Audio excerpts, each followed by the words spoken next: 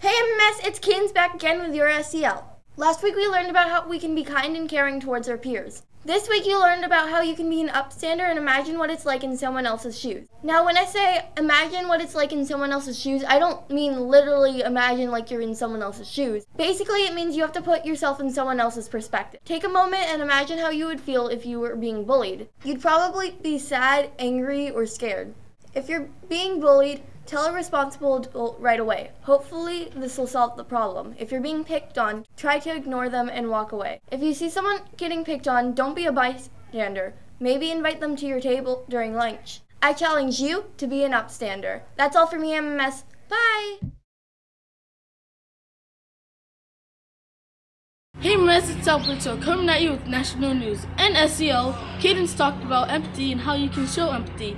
A national day that relates to empathy is National Shoe the World Day. National Shoe the World Day is a day to raise awareness for the people that don't have a pair of shoes to wear and have to walk barefoot no matter the weather. About 500 million children, teens, and adults don't have any shoes to wear. If you want to donate money so these people have shoes, visit Souls for Souls. Well, that's all for me, MMS. Bye! Good morning, Montgomery. My name is Jordan. Today I'm bringing you Eye on You and weather. Now for Eye on You, the first thing we're going to be talking about is organization. Your backpack is one of the most important tools that you bring to school. After all, you keep all your work materials in there. This is why you should not have a sloppy backpack. A great tool to have in your backpack is a 3-ring binder along with dividers and a pencil bag. This allows you to organize your worksheets and packets by subject. The pencil pouch in there lets you have a safe and accessible place to keep your materials. After all, messy backpacks bring a lot of stress into the school day. On a much deeper note, many people come to school with big stressors as a part of their personal lives, which is why I'm here today to tell you 3 ways to deal with stress. This first way was recommended by my therapist that I use all the time, and it is known as the 5 senses. The way I was taught was I find 5 things that I see, 4 things that I feel, 3 things that I hear, 2 things that I smell, and 1 thing that I can taste. Taking deep breaths between each of the 5 sections is also a great way to deal with stress. The second thing was recommended by my doctor, which is called the Calm app. This app is filled with tons of scenery and sounds from nature, along with stories and a meditation option. I'm going to be showing you how to use this app. We begin by opening the Calm app on our phones. As you can see here, we have a set scenery of rain falling on leaves. When we head over to the sleep section, we have different stories that we can access.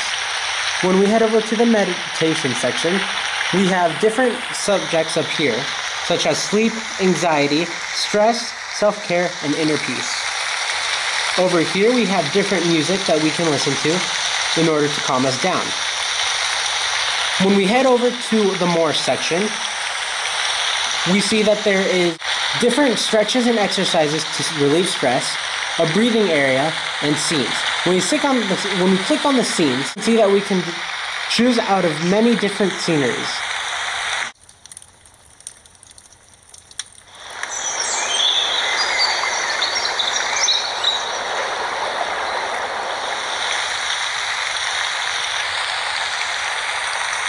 Here we have the Breathe section, which is great for relieving anxiety and stress.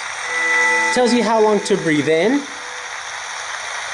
how long to hold, and how long to breathe out. This is adjustable for as long as you want to hold your breath, for as long as you want to inhale, and as long as you want to exhale. The third and final way that I know to deal with stress is by telling a trusted adult or a counselor. These people can offer you even more ways to deal with stress or sometimes be your stress reliever, as talking about the problem can most of the time make it better. Today the high will be 73 and the low 44. Wow, 73. Spring weather's definitely making a comeback. Saturday, the high will be 77 degrees and the low will be 48 degrees. And on Sunday, the high will be 78 degrees and the low will be 51 degrees. As you can tell, it's going to be kind of warm this weekend, so shorts or jeans and a t-shirt will do just great. Well, that's all for me, Miss. I hope you guys have an amazing weekend. Bye! What's up, MMS? It's Abby here today with your World of Work. In some of the 8th grade science classes, students have been doing work involving World of Work involving roller coasters. They have designed and built roller coasters, completed World of Work Level 2, also involving roller coasters, and they completed Level 3, watching a lecture from a professional. Let's go talk to some students who have completed this. In Mr. Hewitt's class, we learned World of Work Step 3 by watching a professional video on how roller coasters were made. Alright, Mr. Hewitt's class, we're doing the roller coaster project. At first, we needed to make an ad and a poster with like a planning with all the stuff that involves physics. Alright, our group chose Rapunzel as like our theme, and this involves World of Work because in real life they have to do the same thing but even more harder and more extreme. That's awesome that 8th graders are able to have a hands-on experience with what building a roller coaster is actually like. Not only that, but they got to learn about the actual jobs that roller coaster engineers complete. Last, let's talk about a real-life job that is similar to this, a mechanical engineer. This job involves the interest codes IRC, standing for investigative, realistic, and conventional. A mechanical engineer also involves attention to detail, innovation, and cooperation. Finally, the job may have tasks involving analyzing data, interacting with computers, and making decisions and solving problems. Well, that's all from me, MMS. Have a great day, and I'll see you next time. Good morning, MMS. I'm Katie, here with your local news. Have you ever played Mario Kart with your family and friends before? Do you think you or one of them is good enough to be in a tournament? Well, on March 17th, Sunday, there's a Mario Kart tournament at the San Diego Library from 1 p.m. to 5:30. It's a free event and anyone can join in. You walk in, go to the 9th floor, get in line, they ask for your gamer tag, and then you get to sit down and play the other games while you wait. Make sure you're listening for your name, otherwise you'll miss your turn and be eliminated. You win prizes for getting first, second, and third. And if you stay to the end, there will be a raffle giving out different Nintendo items and merchandise. You can also bring your own Nintendo console from home. I like to bring my Switch and my DS personally, but as long as it's a Nintendo console, you can bring it. Well, I hope to see some of you there. Bye! What's up, MMS? It's Hugo back here again with your sports. If you guys haven't heard, March Madness is starting soon from Tuesday, March 19th to Monday, April 8th. March Madness is when 68 college basketball teams face off in a single elimination tournament to see who gets the title. The winner is considered the best college basketball team on the land. The tournament is both men's and women's. If teams don't make it into the NCAA tournament, there is the NIT National Invitation Tournament, which consists 32 both a men and women single elimination tournament. Also on Thursday, March 28th is the opening day for MLB, meaning that the San Diego Padres will be playing against the San Francisco Giants at Petco Park. This game will start at 1:10 in the afternoon, with ticket prices starting at $80 per person. Make sure to support your local MLB team, the Padres. Go San Diego. Well, that's all for me, MMS. Bye. What's going on, guys? It's Joseph here with your school news. On March 15th, some 7th graders are going to Catalina Island, including me. We have to wake up 4:45 and we have to be here at 5 o'clock. We have to drive to LA, and that will take about 1 hour and a half. Then when we are in LA, we take a boat to Catalina, and that will take about 2 hours. It will be from March 15th to March 17th. By the way, people are on their way right now, including me. Now let's talk about the chocolate fundraiser. The fundraiser runs from March 13th to April 9th. You need to turn in a permission slip to be able to sell chocolate. They go to Mr. Day's room 309 before school, in the theater, or after school. The money we raise will go towards school activities, assemblies, and a lot more stuff. 8th graders, listen up. If we do good as a school, your Aquatica trip will be cheaper. Remember, there will be prizes for selling boxes of chocolate. Prizes range from a wallet, 1 box sold, with money in it, if you're lucky, all the way to a mini refrigerator, and that will be given to the top seller in the school. Also, the top selling 0th grade will earn a pizza party and an ice cream party. The school's goal is to sell more than 325 boxes of chocolate. If we do get that, we could dunk Mr. Day with water.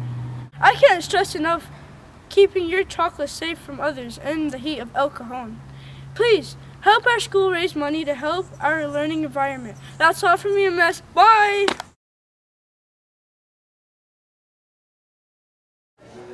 All right, good morning, Montgomery Middle School. We got another AP announcement for the broadcast this week. We're going to try to touch on different things that we want to make sure students understand here at Montgomery Middle School to make sure that everybody's safe and comfortable and understands the rules and expectations. One of those is having your hallway pass visible around your neck. You see I've got my staff badge that I wear every day on a lanyard, so if anybody who came onto campus wanted to know, who's this gentleman walking in the hallway, they can see my badge. So it's the same idea with our students. We want to make sure that we know where students are going, whether you're going to the nurse, whether you're going to the restroom, whether you're going to counseling, or whether you're going to the front office, okay? So make sure that when you're in the hallways, you have your hallway pass visible, and when a staff member asks for your pass, that you can display it. If you don't have a pass, you need to go right back to class, ask your teacher for a pass. This also includes the yellow paper passes. If you don't have the lanyard for the bathroom or you got a pass from the office, you should be able to display that and give that to a staff member. Okay? Once again, this is all about keeping our students safe, making sure that we know why students are in the hallways and that we can keep tabs and make sure that everybody's doing the right thing and sticking to their expectations. Thank you, everybody. We'll see you next week. Hey Montgomery, so apparently there's been a problem about how people walk into the AP office, and this definitely shouldn't be happening. So we took it into our own hands to show you guys how to walk into the AP office and how not to walk into the AP office. Let's get started. Man, what up, though? What's up? Oh, God. I didn't even know why. Hey, what up, Patrick? What up, my boy? Kiame, quiet, please. You need to come in quietly. Do you have a pass? No, I just ran out the class, man. Good job. They're tripping up in there, huh? Okay, that is not appropriate, Kiame. You know that. You need to go back to class, get a pass from your teacher to come into the AP office. I don't know about all that, man. Okay. Good morning, Kiame. Hey, Miss Press. I got this thing. Okay, thank you for giving me your pass. I see that Mr. Luera has called to speak to you. You may have a seat until he's ready to talk to you. Okay.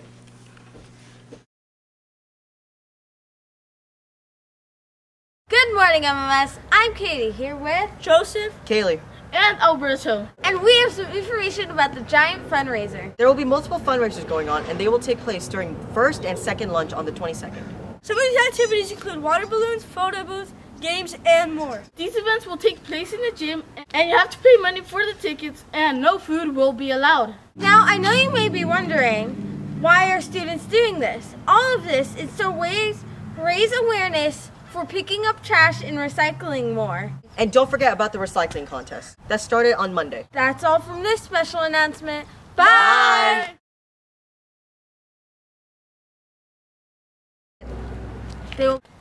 Hi, Tyler. We suck.